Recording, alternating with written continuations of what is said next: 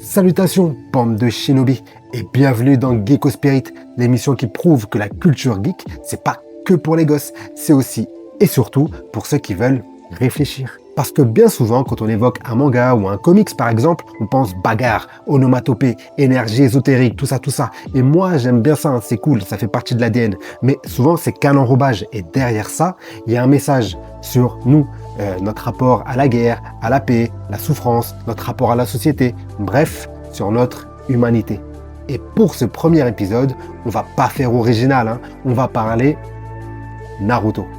Et plus précisément, un épisode cher à mon cœur, l'épisode 165 de Naruto Shippuden. C'est parti l'intro.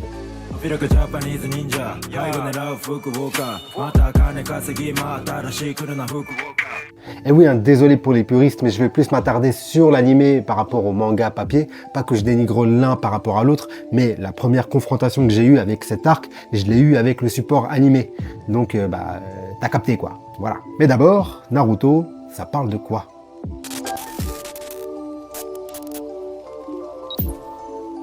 Naruto est à la base un manga de Masashi Kishimoto paru pour la première fois dans le Weekly Shonen Jump en septembre 99. Elle raconte le voyage initiatique d'un jeune aspirant ninja, Naruto Uzumaki, ostracisé et mis en marge de son village, Konoha, car portant en lui Kyuubi, le démon qui a ravagé ce même village 12 ans auparavant. Il essaiera alors, tout au long de l'œuvre, de gagner la reconnaissance et le respect de ses habitants en restant fidèle à ses principes et à sa morale qu'il appelle Nindo. Après, pas d'inquiétude, pas besoin d'avoir vu ou lu toute l'œuvre pour comprendre ce que ça va dire. L'important, c'est ce que la scène va raconter. Et l'épisode qui nous intéresse ici nous montre la confrontation entre Naruto et celui qui est considéré à ce moment-là de l'œuvre comme l'antagoniste principal, Pain. Le chef de l'Akatsuki, un groupe terroriste surpuissant qui a pour objectif principal de s'emparer de Kyuubi, donc c'est à bien suivi de Naruto, pour s'en servir comme une arme dissuasive afin de ramener la paix dans le monde. Rien que ça. L'épisode est globalement scindé en deux. Un premier affrontement physique, à base de chakra et de grosses patates, et comme toujours dans Naruto, un affrontement d'idées. Et c'est cette partie qu'on va analyser. Mais avant de rentrer dans le fond du sujet, j'aimerais qu'on remonte un peu le temps. Je vous l'ai dit, cet épisode-là, il a une place particulière dans mon cœur, et je vais essayer de vous expliquer pourquoi.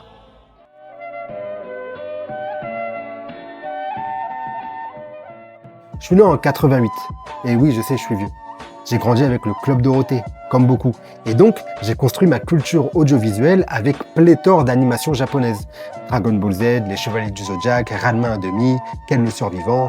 Bref, aussi loin que je me souvienne, j'ai toujours visionné du manga. Et ces codes de narration se sont ancrés dans mon subconscient de manière très profonde. Si bien que j'ai toujours adoré et consommé ça de manière plus ou moins prononcée selon les époques, mais sans jamais vraiment me poser la question de pourquoi j'aimais ça. C'était totalement abstrait. Je regardais, je lisais, je vibrais avec les persos, je ressentais des trucs, pas de problème. Mais ça s'arrêtait là. Et puis, il y a eu cet épisode 165, le fameux épisode 165 de Naruto Shippuden, celui où l'antagoniste, Pain, confronte sa vision de la justice et du monde avec celle de Naruto. Et là, ça m'a fait un déclic. Alors pourquoi cet arc-là et pas celui de Gaara ou de Zabuza, qui arrive bien plus tôt dans l'œuvre ça, j'en sais rien. Toujours est-il qu'avant cet épisode, j'aimais les mangas, mais c'est à partir de cet épisode que j'ai pris conscience de la dimension philosophique propre à cet art. À ce moment-là, j'ai compris qu'il pouvait distraire, divertir, certes, mais aussi porter des réflexions profondes, humaines, cathartiques, un puissant révélateur des travers de notre société. Mais revenons au sujet.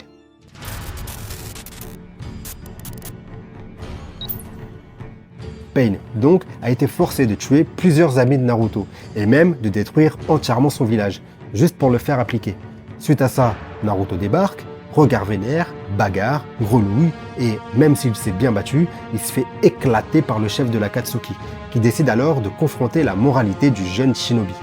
En effet, Naruto, plein de ressenti et plein de colère envers son agresseur, lui demande des explications sur ses actes. Et quand Pain lui explique son projet de paix et de justice, le jeune shinobi pète un câble en lui hurlant qu'un homme capable de détruire un village, son maître et ses amis n'a rien à voir avec la paix et qu'il ne se privera pas de lui éclater sa race dès que possible. Et c'est à ce moment-là, en regardant l'animé, qu'il y a eu un déclic chez moi. Après avoir laissé beugler Naruto un petit moment, Parce que bon, oui, Naruto, on aime bien tout ça, mais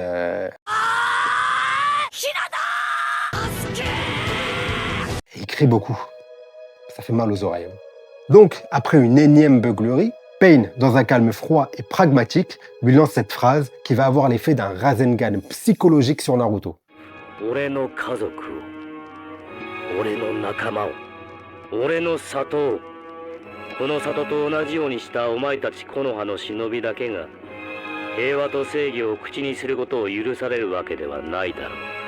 Et oui, la vérité est amère pour celui qui se prétendait du côté de la justice, car si on suit l'idéologie même développée par Naruto précédemment, Pain a toute légitimité à détruire Konoha, qui est responsable, selon lui, de la mort de ses parents, de ses amis et de la ruine de son pays, le pays de la pluie, un petit pays enclavé, champ de bataille oublié pour la prospérité des grandes puissances du monde des ninjas.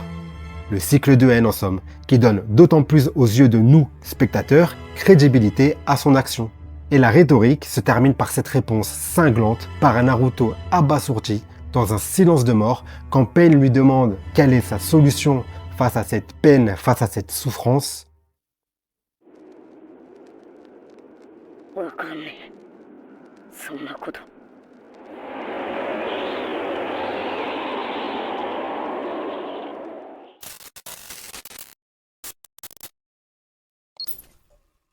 À travers Pain, pour la première fois, j'ai eu l'impression que c'était plus un personnage qui me parlait.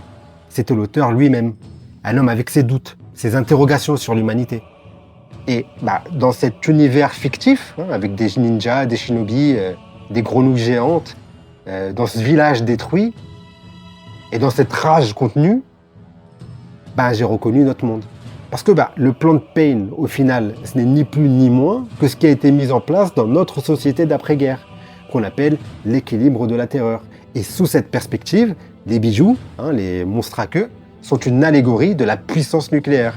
Eh oui, les guerres modernes, préventives, les génocides, les crimes contre l'humanité, qu'on veut bien justifier sur l'autel de la justice, remplie de bonnes intentions, sincères ou non d'ailleurs, ne sont pas si éloignés que ça du désir de paix relative de Pain par la terreur. Personnellement, ayant une partie de ma famille originaire du Liban, je n'ai pu que faire un lien évident entre le passé de Pain et la situation du Liban dans les années 80, qui, à l'instar du pays de la pluie, s'est retrouvé malgré lui être un terrain de conflit par procuration entre les grandes puissances de notre monde, à savoir Israël, la Syrie, les États-Unis et l'Iran, ramenant avec eux, exactement comme dans l'œuvre, massacres, familles déchirées et bombardements. En extrapolant à peine, on pourrait même se tenter à expliquer les motivations et la radicalité de certains mouvements comme le Hezbollah en les examinant à la lumière des agissements de l'Akatsuki, organisation terroriste aux yeux des forces dominantes qui au final ne réclament que justice, mais pas n'importe quelle justice, leur justice, dure, sans concession, pragmatique, car modelée en réaction d'une paix partiale, la paix des puissants, acquis bien souvent et malheureusement sur les cadavres des plus faibles. D'ailleurs, l'idéologie de Pain a une accointance assez troublante avec l'analyse de Frantz Fanon dans son essai « Les damnés de la Terre », où lui défend une contre-violence libératrice face au simulacre de paix coloniale. Et quand tu te mets dans la psyché de Pain, c'est un peu ce qu'il pense faire aussi. On peut aussi y trouver du Nietzsche, qui, comme Pain, pense que la souffrance est une expérience nécessaire pour grandir, ou même Hobbes et sa formule célèbre « L'homme est un loup pour l'homme », qui colle parfaitement au nihilisme de Pain et qui vante l'imposition d'une paix par un pouvoir absolu. Les monstres que sont les bijoux pour le leader de l'Akatsuki et la figure biblique du Léviathan pour Hobbes. Dans les deux cas, une monstruosité effrayante mais utilisée avec justice. Ainsi, toute la souffrance que ressent Pain fait tristement écho à ce qui se passe de nos jours, dans notre réalité. Au Congo, chez les Ouïghours, à Gaza par exemple. Un cercle vicieux où la souffrance d'un peuple, autrefois victime, maintenant bourreau, est utilisée comme une arme pour légitimer le massacre d'un autre peuple au nom d'un idéal subjectif, d'un traumatisme historique ou d'une vengeance bien ou mal orientée. Et elle est là la force de cette scène. Elle nous tend un miroir. Et ce qu'on y voit, ce sont nos propres contradictions.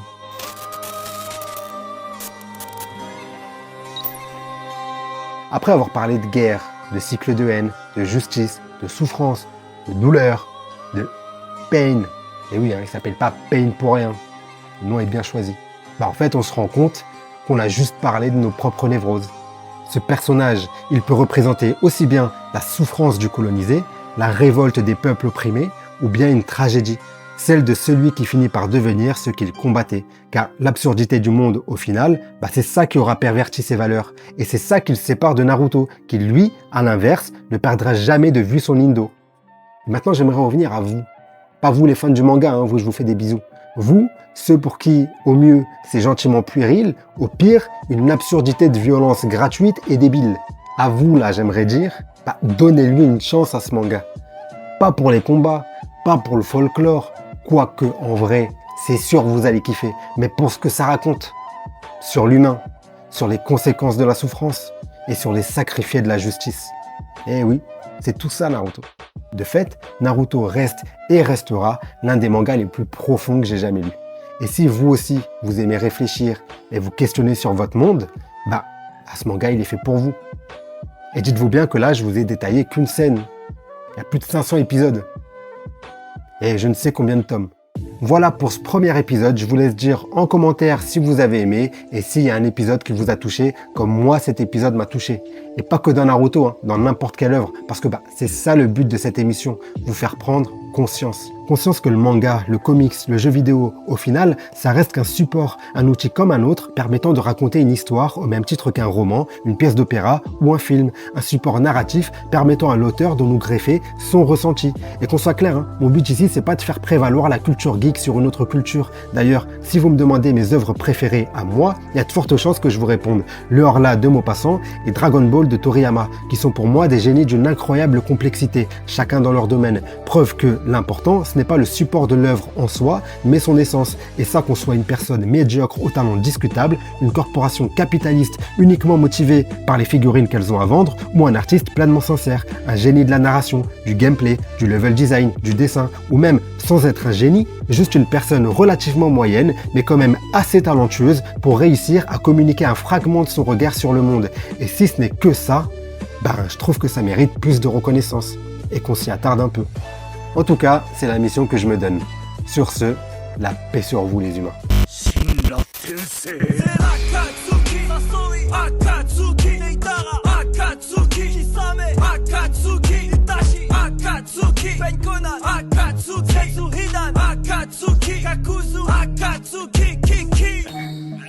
Le genre d'orphelin détruit par la vie, qui n'a jamais connu le goût d'un gâteau. Tu veux que je te parle de la folie des hommes? Attends, je vais te raconter le passé de Nagato.